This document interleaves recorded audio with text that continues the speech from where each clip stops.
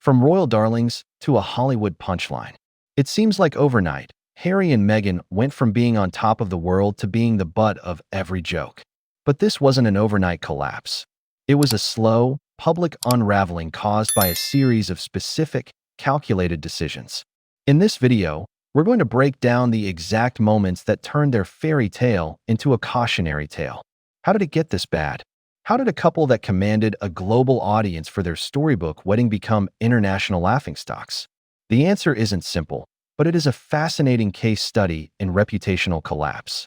It's a story of miscalculation, perceived hypocrisy, and a fundamental misunderstanding of the currency of fame. We'll trace their journey from the grand exit to the brutal roasts, revealing the key turning points that eroded their public image, one misstep at a time. Let's rewind to early 2020. The Duke and Duchess of Sussex announced they were stepping back as senior working members of the royal family. It was a shock to the institution, but for a huge portion of the public, it was a moment of immense goodwill. Here were two people, a prince and his Hollywood actress wife, choosing love and mental health over the stifling confines of an ancient tradition. They were striking out on their own, promising to become financially independent and to use their platform for global good. The narrative was powerful. They weren't just leaving, they were escaping. They framed their departure as a freedom flight, a term Harry himself used. They were moving to America to find privacy and protect their family from the relentless, and as they described it, racist British tabloid press. In those early days, the world was their oyster. They had the ultimate A-list calling card, a combination of royal mystique and Hollywood glamour.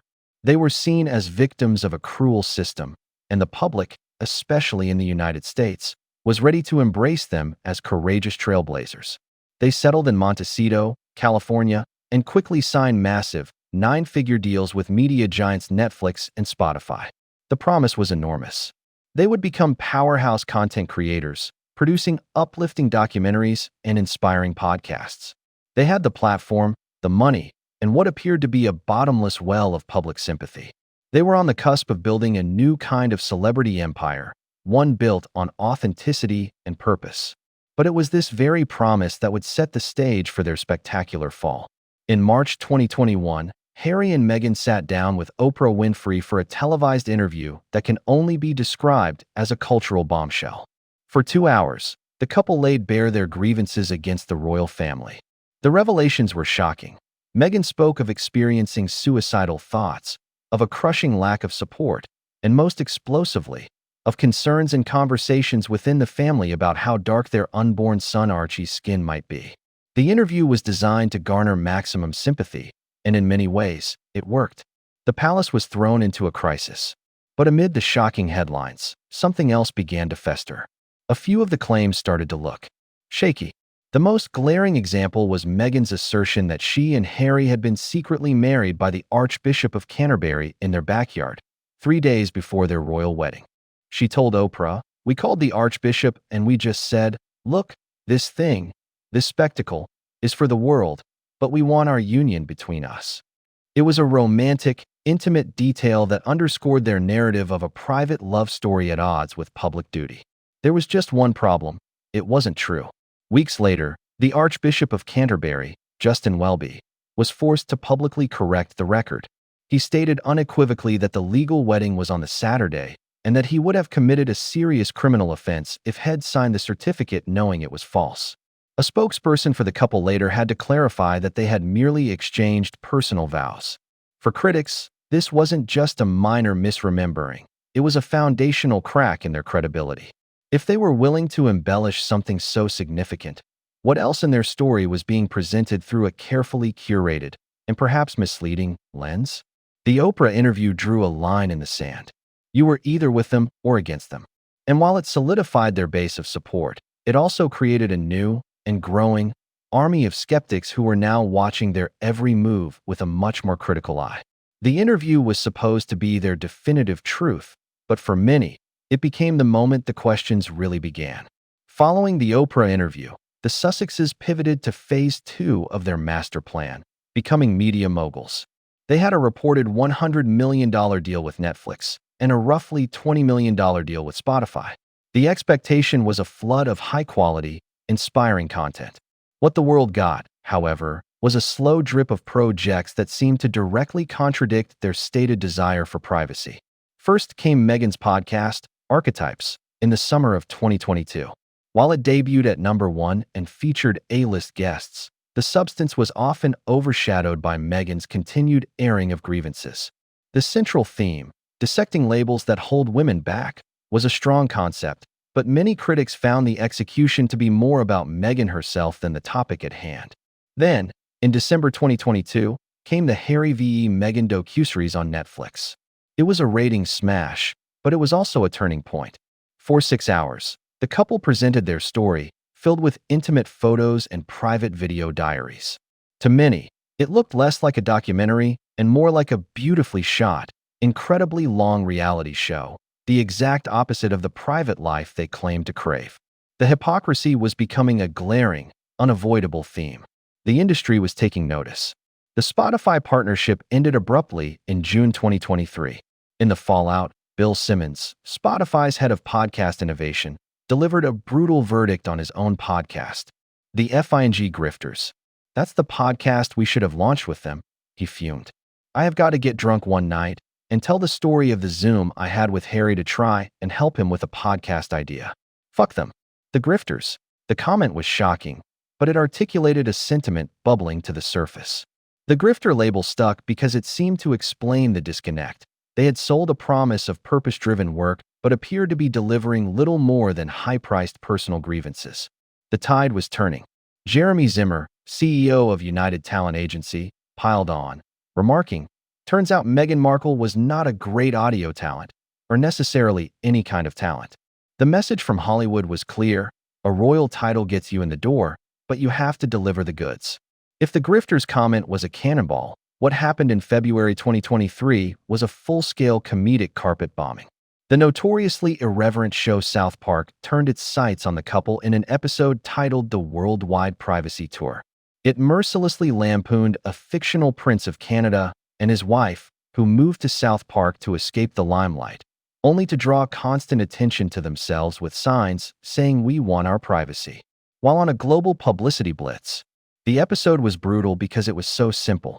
It took the central contradiction of the Sussexes' public life, the simultaneous demand for privacy and the relentless pursuit of attention, and distilled it into a perfect, ludicrous joke. It crystallized the public's growing fatigue. Suddenly, it wasn't just tabloids criticizing them, it was mainstream culture itself. The floodgates were open. The Sussexes were officially a punchline. This was cemented at the 2024 Golden Globes, where host Joe Coy delivered a 1-2 punch. First, a jab at Harry. The Crown's portrayal of the Queen was so good Prince Harry called her and asked her for money. Then, the knockout blow. Turns out, Prince Harry and Meghan Markle will still get paid millions of dollars for doing absolutely nothing, he said, as the camera cut to the laughing CEO of Netflix. The moment was devastating. It was a public status report delivered in front of the Hollywood elite they sought to join. The head of the company paying them millions was seen laughing at the suggestion that they were being paid for nothing. It confirmed that within the industry, the couple was now seen as fair game. The mystique was gone, replaced by ridicule. In between the Spotify implosion and the South Park roast, Prince Harry published his memoir, Spare, in January 2023. The book was an unprecedented tell-all, filled with shockingly intimate revelations, from detailing a physical altercation with Prince William to recounting how he got frostbite on his penis. The book was a commercial success, but a personal relations disaster. It alienated him, seemingly permanently, from his father and brother. It also had an unintended side effect. It further isolated the couple in Hollywood. Celebrities thrive on access to power. By severing his ties so publicly with the royal family, Harry had effectively diminished his own unique value. Why would A-listers risk alienating the future King of England by aligning with his estranged brother? A social cooling began. Reports emerged that their once star-studded circle of friends was shrinking. Celebrities who had once been eager to be photographed with them were now aligning themselves with the more stable, and ultimately more powerful brand of William and Kate. The perception was that associating with Harry and Meghan had become a PR risk, defined by endless drama rather than the uplift they had promised. With their media deals underperforming and their social stock plummeting, the pressure was on for a successful new venture. In March 2024, Meghan unveiled her new lifestyle brand, American Riviera Orchard. The project, intended to sell items from jams to tableware, was seen as a return to her pre-royal lifestyle blog. The launch, however, was immediately met with mockery. The name itself was panned as clunky, and the rollout felt small-scale, with a handful of celebrity friends receiving jars of jam. Then came the administrative stumbles. Reports surfaced that the venture had run into trademark issues, with the U.S. Patent and Trademark Office flagging the name as a primarily geographically descriptive term. This led to speculation about a rebrand, and in early 2025, Meghan announced the company's new name as ever. The whole affair felt clumsy, reinforcing the narrative that the couple was struggling to translate their fame into successful businesses. While their 2022 docuseries was a hit, subsequent Netflix projects have reportedly been lackluster, with some shows struggling to meet expectations. Recent reports in early 2026 suggest ongoing tensions with the streamer, though Netflix has publicly stated their partnership continues. The pattern seemed undeniable. Their commercial power was directly tied to their willingness to talk about the royal family. When they tried to pivot to other topics, the public seemed largely uninterested. So how did it get this bad? The journey from royal darlings to Hollywood punchline wasn't a single event, but a death by 1,000 cuts. It was the gap between their demand for privacy and their pursuit of publicity. It was the credibility lost in the Oprah interview. It was the grifter label applied by a jilted business partner that stuck. And it was the brutal satire of South Park and Joe Coy that cemented their status as a joke. They left the royal family to control their own narrative, but in doing so, they handed the pen to comedians, critics, and a skeptical public. They traded a life of duty for a life of content, only to find that the most valuable content they possessed was the very family drama they claimed to be escaping. Their fall from grace is a modern cautionary tale about fame, authenticity, and the dangerous game of trying to have it both ways. They wanted the respect of royalty and the adoration of A-list celebrity, but in the end, they risk being left with neither. Do you think Harry and Meghan can ever recover their public image? Or is the punchline label here to stay? Let me know your thoughts in the comments below. And if you found this analysis insightful, be sure to hit that like button and subscribe for more deep dives into the biggest cultural stories. Thanks for watching.